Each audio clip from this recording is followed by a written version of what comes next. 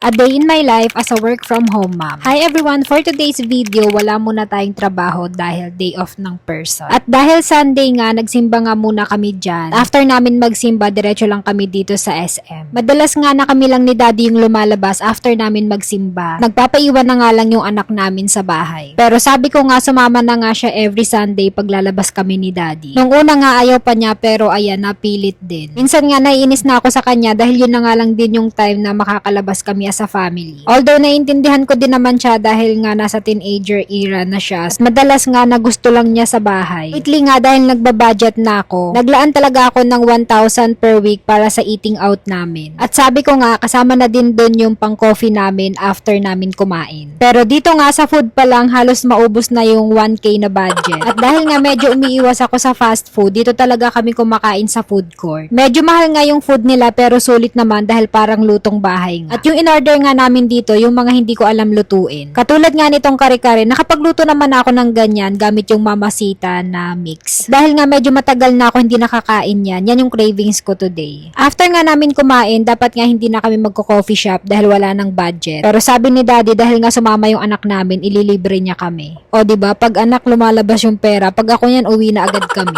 Charis. At ayan, tamang kwentuhan nga lang kami dyan. At ang sarap lang din palang magstay sa cafe nang wala kang iniisip na trabaho. Ang sarap lang din isipin na kahit papano na-afford na natin na mag-enjoy ng ganito after ng mahabang linggong trabaho. Hindi naman kailangan na sa Starbucks para makapag-enjoy. Hindi tayo pwedeng mag-Starbucks weekly at baka mamulubi tayo. After nga namin sa cafe, nag-request naman ang Junakis na mag-arcade nga daw siya. Hindi kasama sa budget yung arcade pero buti na lang meron pang natirang 150 dun sa food budget namin. Kaya ayan, napagbigyan yung request ng Junakis. Dumiretso na nga sila sa arcade, ako naman dumaan lang ako sa bake shop. Bumili nga lang ako ng almond dahil naisipan ko nga na mag-bake ulit ng cookies. After nun, sumunod na nga din agad ako sa kanila sa arcade. Pagdating ko nga, kitang-kita ko nga sobrang nag-e-enjoy yung dalawa. In fairness nga, sabi ko sa anak ko, gumagaling na siya sa pagbabasketball kahit hindi siya masyadong nakakapaglaro. Ito lang talaga yung kaligayahan niya kaya gusto niyang sumama sa amin sa mall. Minsan kasi pag pumupunta kami sa SM, hindi ko siya napapagbigyan na maglaro dahil nagmamadali kaming umuwi dahil nga may work pa ako. After nga nila maglaro ni daddy, sabi ko kaming dalawa naman. Magpaparamihan nga kami ng score dyan. Pero pagtingin ko nga sa kanya, hindi na ako pumalag dahil nakakaapat na score pa lang ako, sa kanya 20 na. Kaya after namin dyan, niyaya ko na agad sila pauwi. At sabi ko nga magmi-meal plan pa ako. O diba, nakahanap ng dahilan, charis. Kidding aside, magmi-meal plan talaga ako dyan para naman sa additional food namin for this week. Yan yung susunod na vlog natin. So paano, ayan lang muna for today's video and see you in my next mini vlog. Bye!